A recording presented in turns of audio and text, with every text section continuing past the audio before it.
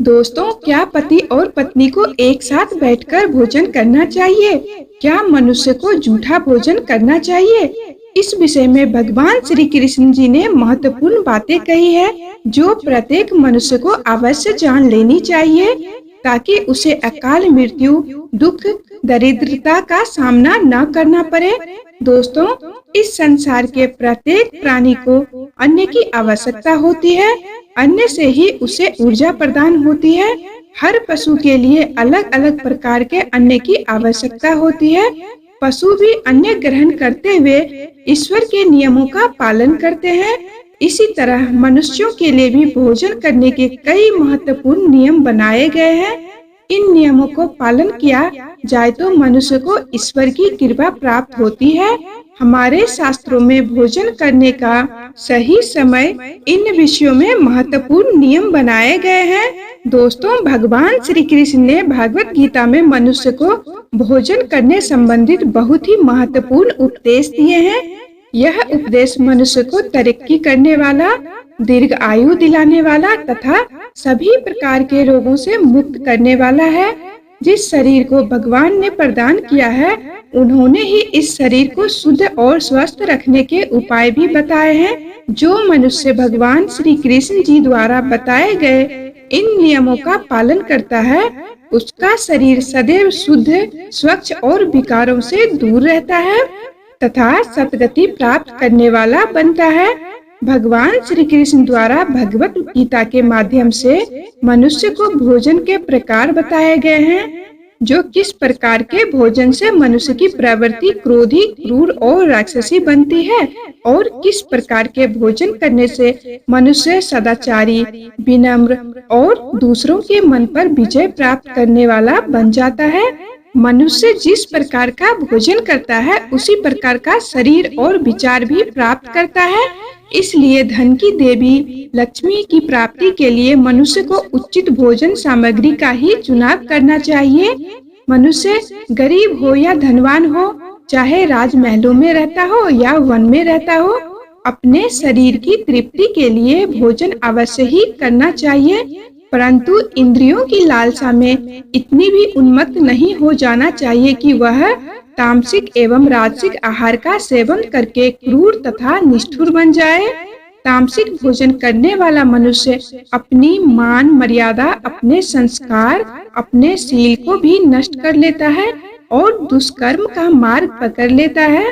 तामसिक भोजन करने वाला व्यक्ति क्रोधी, आलसी तथा हिंसक बन जाता है, किंतु जो मनुष्य ईश्वर का नाम लेके सात्विक भोजन का आहार लेता है, उसका मन पवित्र और सुंदर हो जाता है। ऐसे शरीर में भगवान सदैव निवास करते हैं। दोस्तों, वास्तु शास्त्र में बताया गया है कि मनुष्य को किस दिशा में बैठकर भोजन करना चाहिए और भोजन करते समय उसका मुख कौन सी दिशा में होना चाहिए। भोजन शुरू करने से पहले मनुष्य को कौन सा मंत्र बोलना चाहिए और भोजन हो जाने के पश्चात उसे क्या करना चाहिए, ऐसी कई महत्वपूर्ण बातें बताई गई है। इस वीडियो में हम इसी विषय पर जानकारी देने वाले हैं। यदि वीडियो पसंद आती है तो कमेंट बॉक्स में जय श्री कृष्णा अवश्य लिखें। अगर भोजन करते समय परिवार के सभी सदस्य सही दिशा का ध्यान रखते हैं तो घर से कलेश, दुख, दर्द, दरिद्रता भी नष्ट हो जाती है और माँ लक्ष्मी की कृपा से घर में सुख समृद्धि आती है। इसके साथ ही घर के सभी सदस्यों का स्वास्थ्य भी ठीक रहता है। इसीलिए हमें वास्तु शास्त्र में बताए गए इन महत्वपूर्ण बातों पर ध्यान अवश्य देना चाहिए। दोस्तों, विष्णु पुराण के अनुसार भोजन शुरू करने से पहले थोड़ा सा अन्न भूमि पर रखना चाहिए, ताकि देवता, पशु पक्षी, सर्प तथा प्रेत पिशाच जो अपने कर्म बंधन से बंधे हुए हैं, उन सभी को अन्न की प्राप्ति हो सके। यदि भोजन करते समय कोई अतिथि आ जाए तो उसका स्वागत करें, उन्हें आसन देके प्रणाम करके उनका सत्कार करें, फिर उन्हें श्रद्धा पूर्वक भोजन कराकर विदा करें। जिनके घर से अतिथि निराश होकर लौट जाते हैं, वह उसे अपने पाप देकर और उनके शुभ कर्मों को लेकर चले जाते हैं। श्री कृष्ण जी कहते हैं कि मनुष्य को पिता के घर में रहने वाली विवाहित कन्या, दुखिया और गर्भ धारण की हुई स्त्री तथा वृद्ध को भोजन कराने के बाद ही खुद को भोजन करना चाहिए। और ऐसा व्यक्ति नरक में ही जाता है जो स्नान किए बिना भोजन करता है। उसका भोजन मल भक्षण के समान हो जाता है। जो बालक और वृद्ध के हिस्से का भोजन करता है उसका भोजन वृष्ठा के समान हो जाता है। और जो बिना दान किए ही भोजन ग्रहण करता है उसका भोजन विष के समान बन जाता है। मनुष्य को कभी भी दुराचारी व्यक्ति द्वारा दिया गया, दूसरों द्वारा अपमानित करके दिया गया भोजन कभी भी नहीं करना चाहिए। भोजन को एकाग्रचित्त होकर करना चाहिए। प्रथम 5 निवाले एकदम मौन होकर करने चाहिए। ऐसा करने से व्यक्ति के सभी पाप कर्म तुरंत नष्ट हो जाते हैं और भगवान की कृपा से कभी भी अन्न की कमी उनके घर में नहीं होती है। दोस्तों, वास्तुशास्त्र के अनुसार पूर्व दिशा में बैठकर भोजन करने से व्यक्ति रोगों से और मानसिक तनाव से मुक्त हो जाता है। बीमार बुजुर्गों को पूर्व की मुख करके भोजन करना चाहिए। इससे उनके स्वास्थ्य में सुधार होता है, क्योंकि पूर्व दिशा उगते हुए सूर्य की दिशा है और सूर्य देव बल, आरोग्य तथा दीर्घ आयु प्रदान करते हैं। अगर कोई व्यक्ति व्यवसाय में तरक्की चाहता है अथवा नौकरी की तलाश में है तो उत्तर दिशा की ओर मुख करके भोजन करे। उत्तर दिशा माँ सरस्वती की दिशा है। इससे व्यक्ति को कार्यों में सफलता प्राप्त होती है। ध्यान रहे, दक्षिण दिशा की ओर मुख करके भोजन कभी भी न करे। यह दिशा यम की दिशा है। वास्तुशास्त्र के अनुसार टूटे फूटे बर्तनों में भोजन भी कभी नहीं करना चाहिए। यह दुर्भाग्य को निमंत्रण देता है। भोजन हमेशा साफ स्वच्छ थाली में ही करना चाहिए। गंदी और टूटी थाली में भोजन करने से जीवन में दुर्भाग्य आता है। एकादशी के दिन तामसिक भोजन का सेवन न करें। शास्त्रों के अनुसार मनुष्य एकादशी के दिन तामसिक भोजन अथवा मांस का सेवन करता है तो माँ लक्ष्मी उसे छोड़कर चली जाती है। भोजन को बर्बाद करना शास्त्रों में अनर्थ माना गया है। इसलिए जितनी भूख हो उतना ही खाना थाली में परोसे। अगर कोई व्यक्ति साथ में आपके खा रहा है तो उसका भोजन समाप्त होने तक उठकर नहीं जाना चाहिए। इससे पितृदेव नाराज हो जाते हैं। भोजन के बाद थाली में हाथ धोना अनुचित माना गया है। थाली में हाथ धोने से अन्न का अपमान होता है। भोजन के बाद थाली में हाथ धोने वाले लोग नीच योनि में जन्म लेते हैं।